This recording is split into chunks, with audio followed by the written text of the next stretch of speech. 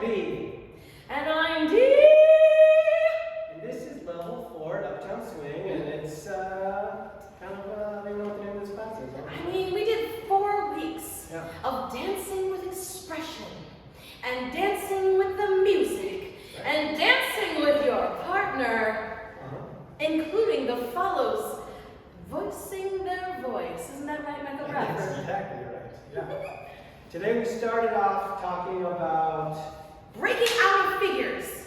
We don't want to just dance figures all the time. So we started.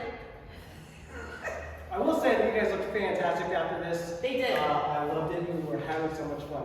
I mean, from beginning to end, like week 1, week 2, week 3, week 4, like they looked like progressively better. So when we're breaking away, when we're away from our partner, Yeah. we can dance out here. We can work off with one another. We can go back and forward and all that stuff, but just making sure that you're dancing with your partner, you're dancing with the music, and when you have the confidence to actually stay out there and dance. We had some unwritten rules. Like in general, I'm thinking about the phrasing. If I hear the end of the phrase coming, I'm like, hey partner, what are you doing? Oh, you're getting closer?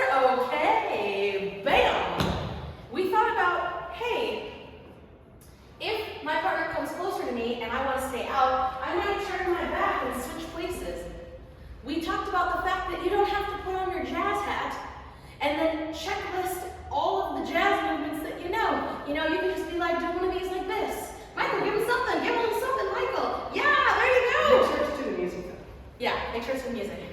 Then we were talking about what happens when the follow makes a choice that changes the figure. Last week we talked about expressing and maintaining momentum so that the lead can lead something that was already in his head, and we continue the same conversation. But what happens if you change it? So we talked about orientation and rotation. Yep.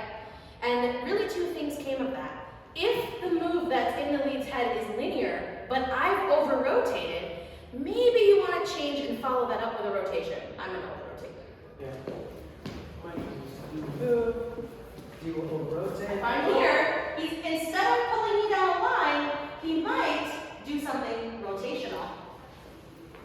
We'll do that. You know. Boom! That way you can listen and play off of one another. Another thing that we did was that if I'm turned away, maybe the lead comes to find me. You want more swing out?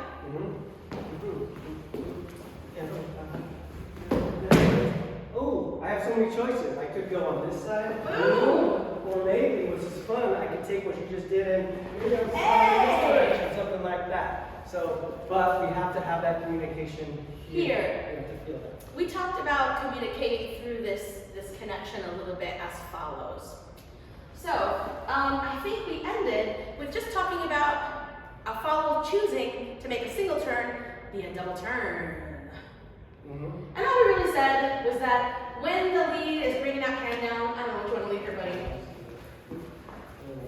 Yeah, I can ask for that to stay up one more time.